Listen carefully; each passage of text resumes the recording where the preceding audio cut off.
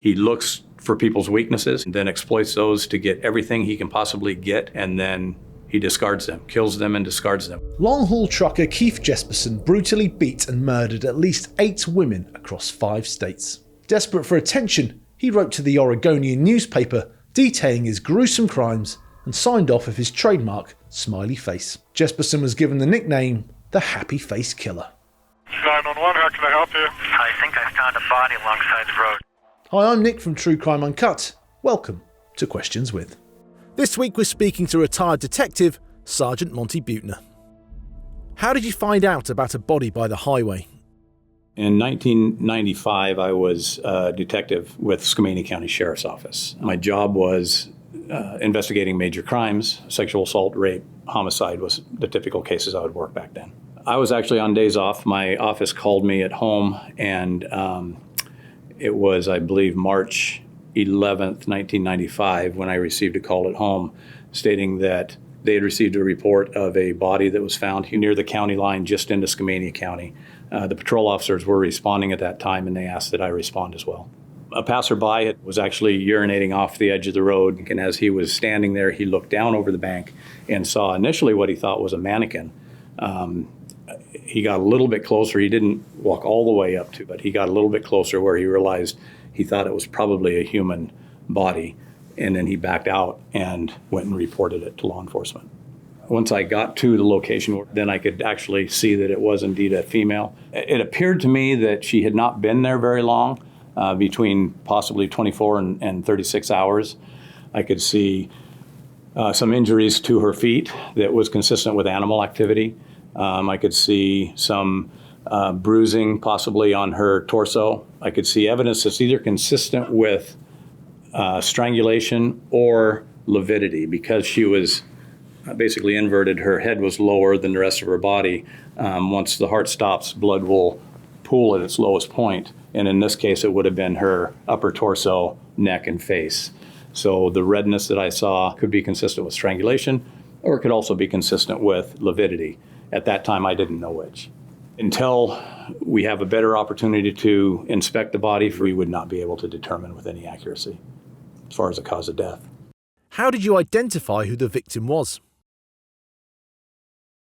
So as far as identifying her, we had no clothing, we had no purse, no wallet, no way to identify her. So one of the things that we do at the medical examiner's office is we take fingerprints from the victim.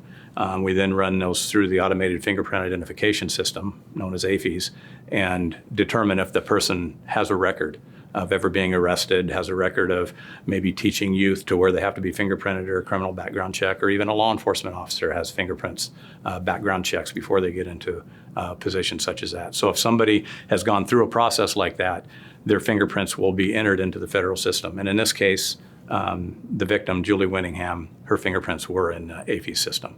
Julie was a woman that had, I don't know if she was born in this area, but for the greater amount of her life, she was in the Camas-Washougal area. She had a lot of friends here. Her mother was here. She was known around the Camas-Washougal area fairly well by the crowd of people she associated with. In her later years, she started hanging out at some of the truck stops. Burns Brothers over in Troutdale had a dance floor. And quite the nightlife. A lot of people would go over there whether they drove trucks or not. And I believe it was a country and western bar. And they would just hang out and have drinks with friends over there. Who emerged as a suspect? Well, in speaking with Julie's friends, we were very interested in who this truck driver was that she was with. Unfortunately, her friends really didn't pay much attention to him. They noticed that he drove a big blue truck. A semi-truck with a sleeper cab, but they weren't sure of his names. Some of them said his name maybe was Keith. Some of them said his name was Chris. They were just unsure. But fortunately, one of Julie's friends had just bought a car from Julie. And out of that transaction of buying the car, Keith was there and was asked to sign the bill of sale as a witness. So the friend gave us the bill of sale, and on it as a witness, it said Keith Hunter Jesperson. With that information, we checked Washington Department of Licensing records, and we found that on March 9th, of 1995, Keith Hunter Jesperson renewed his driver's license in Vancouver at the Vancouver Department of Licensing, and he is also licensed to drive long-haul truck. So that was our first indication of who we were looking for. Julie's mother was interviewed by the detectives, and Julie actually talked about her and Keith getting an apartment together and possibly getting married in the future. And that's her mother provided that information to detectives as well as a description of Keith Jesperson and a description of his vehicle that he was driving, his long-haul truck. That's pretty much the extent that we are aware. We do know that Julie mentioned to friends that Keith wanted to have sex more than what she wanted to have sex. They talked about, Keith asked, what would you do if I forced you to have sex with me? She mentioned that she would just get out of the truck and go make a phone call. And that pretty much was the end of that conversation. But that Julie had mentioned that to at least two of her friends that conversation had taken place, which was a little concerning to Julie, but not enough for her to stop the relationship. How did you find Jesperson? We just knew that it was a big blue truck. One of the friends had thought that the lettering on the side started with an S, the logo on the side. They thought it was something like Swiss. Well, initially I thought, well, maybe it's Swift, because I do know there's Swift Trucking. So I contacted Swift Trucking, and they mentioned all of their trucks are white. So that kind of ruled that out. We checked Keith Jesperson's employment records, and through his employment records through Washington State, we were able to see that he worked for TWT Trucking out of Spokane, Washington. Two of the detectives and I traveled to Burns Brother Truck Stop in Troutdale, where we found 2 or 3 TWT trucks. They were all green in color, but they were TWT trucks. So we actually talked to a couple of the truck drivers. The truck drivers told us that TWT actually owns Systems Trucking as well, based out of Spokane.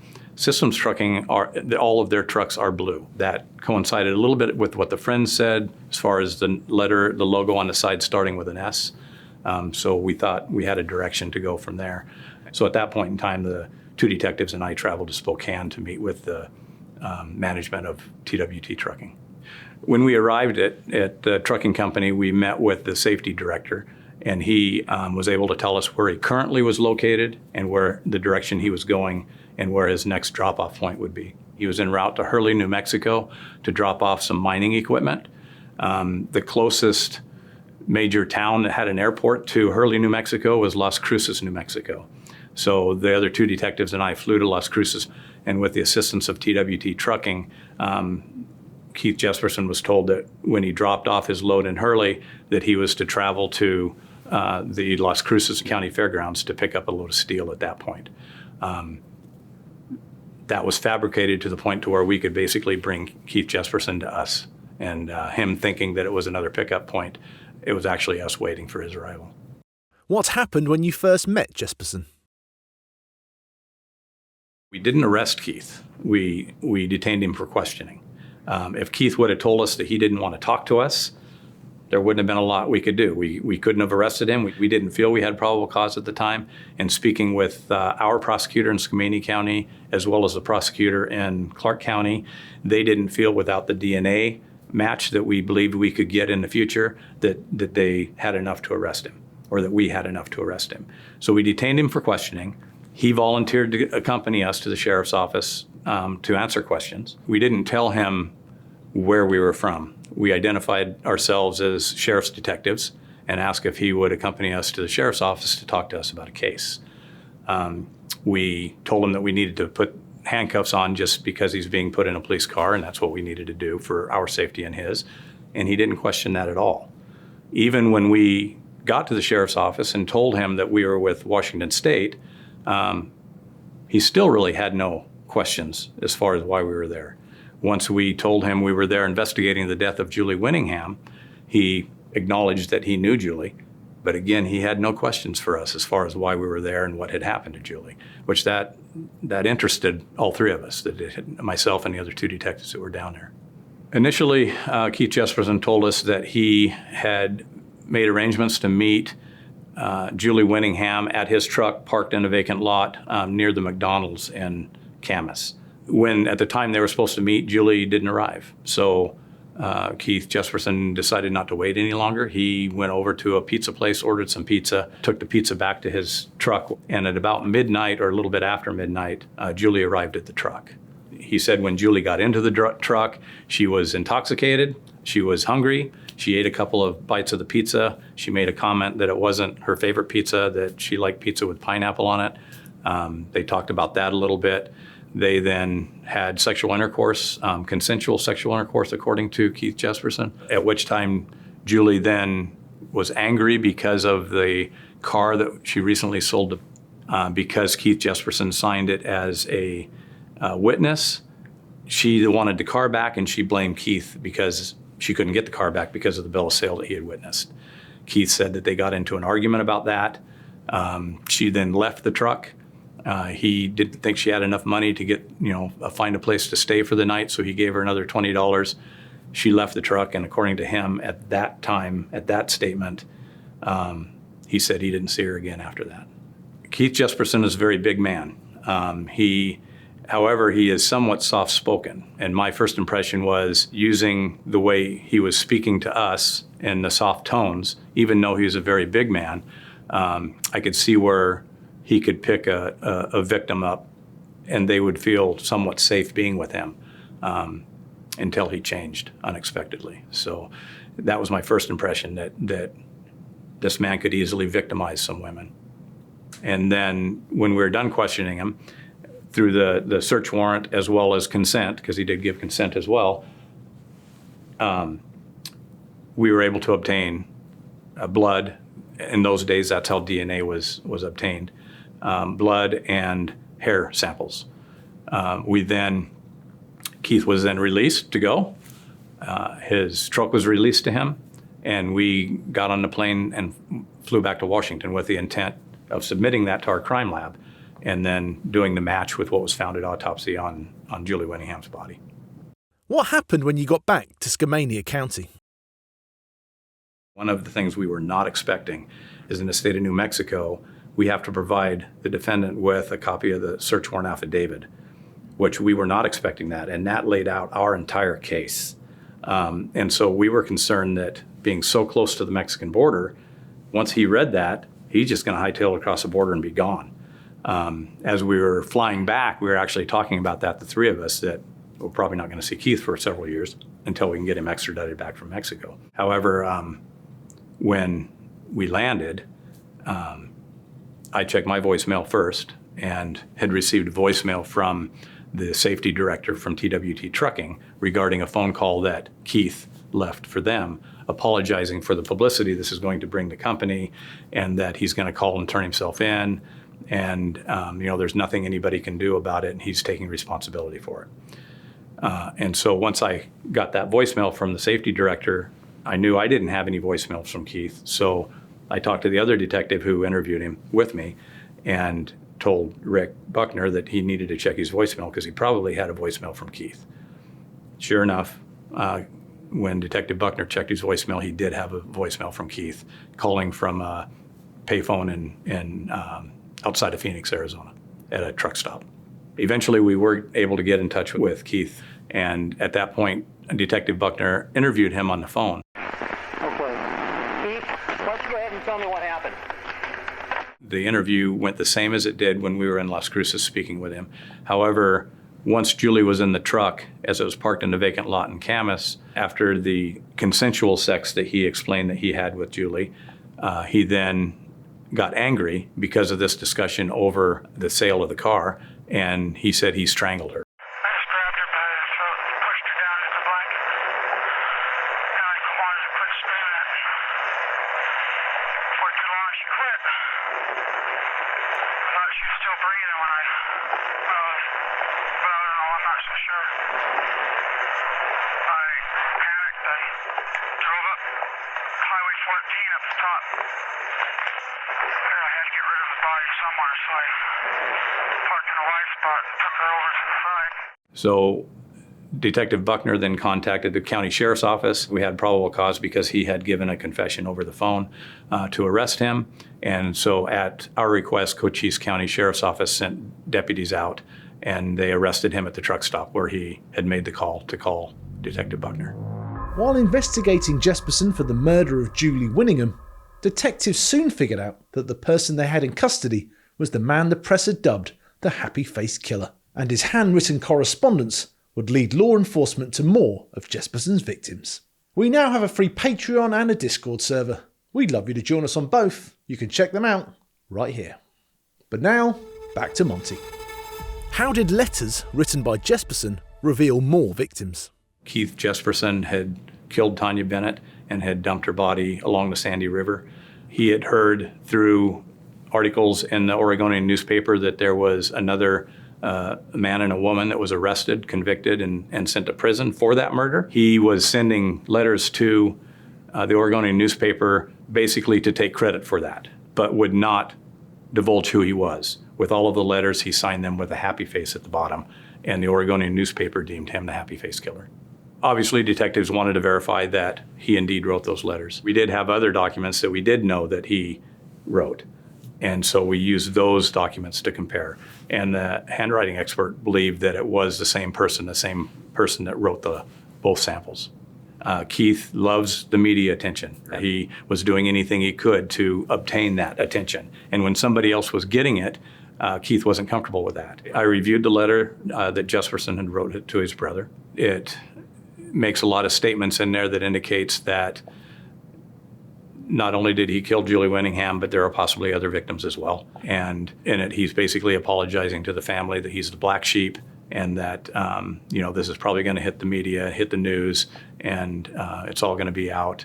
And basically, he was kind of hoping for sympathy from his brother and possibly other family members by that letter.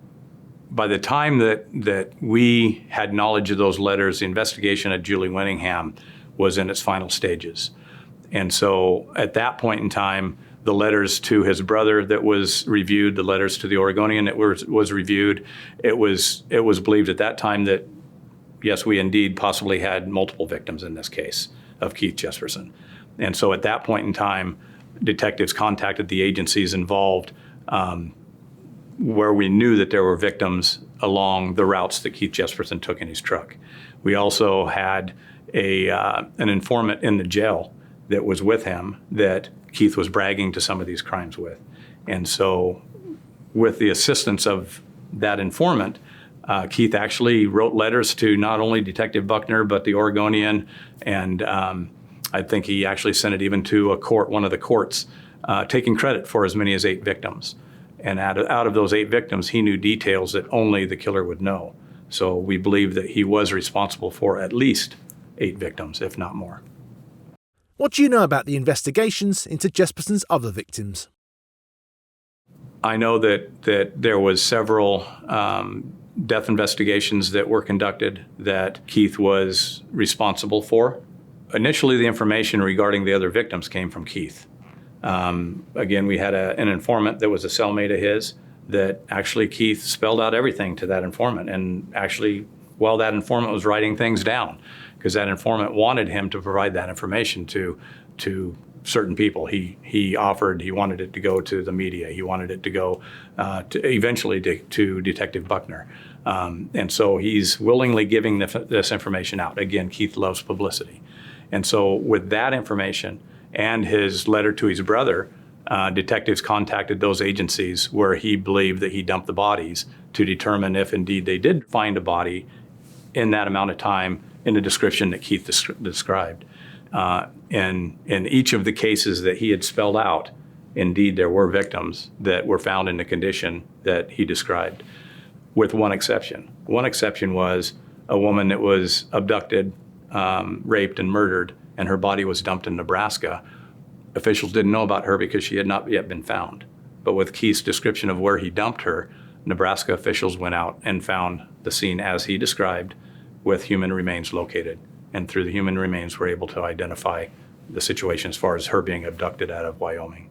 There was states, Florida, Wyoming, Nebraska was involved as far as recovering bodies that he made certain statements for. And some of those he would confess to if they would not seek the death penalty. If they sought the death penalty, he was not wanting to talk about those cases, but he was freely willing to talk about the ones where there was no death penalty involved. What happened to the couple wrongly convicted of the murder Jesperson admitted to? The case in Multnomah County that was mentioned, Keith Jesperson described that he abducted a woman, Tanya Bennett, actually took her to his home, raped her, held her against her will for a few days, at which time he killed her. He then transported her to the Sandy River and dumped her body over the bank. It's my understanding through the investigations that there was another couple, boyfriend and girlfriend, I believe, in a very abusive relationship. The girlfriend wanted out of the relationship, so she somehow got a copy of through public disclosure request, got a copy of the search warrant information regarding that case, the victim, Tanya Bennett. Learned enough details that she contacted the police and notified the police that her boyfriend was actually the person that killed Tanya Bennett, and described certain instances that happened during that crime that she was aware of because she was present. Of course, she described her boyfriend forcing her to do these things. Her boyfriend later was charged as a result of that information, and to prevent a death penalty as a result of the charges, he pled guilty to it. Courts in Multnomah County then charged her with the crime of being an accomplice. She went to trial and was actually convicted at trial. Later, when Keith Jesperson came forward, gave the information he did indicating that he was involved, of course detectives didn't believe him because we have 2 people in prison already, one of which confessed to it. However, Keith Jesperson asked if we located Tanya Bennett's purse and identification card, which wasn't located at the location where her body was. He indicated that he dumped that at a different location, and he was willing to show us where that was. So he took detectives out to the location just down the road from where Tanya Bennett's body was dumped. He said pointed over the bank where he dumped the purse. Detectives searched that area and indeed did find Tanya Bennett's driver's license in that area. Again, giving indication that what Keith Jesperson was telling us was indeed true.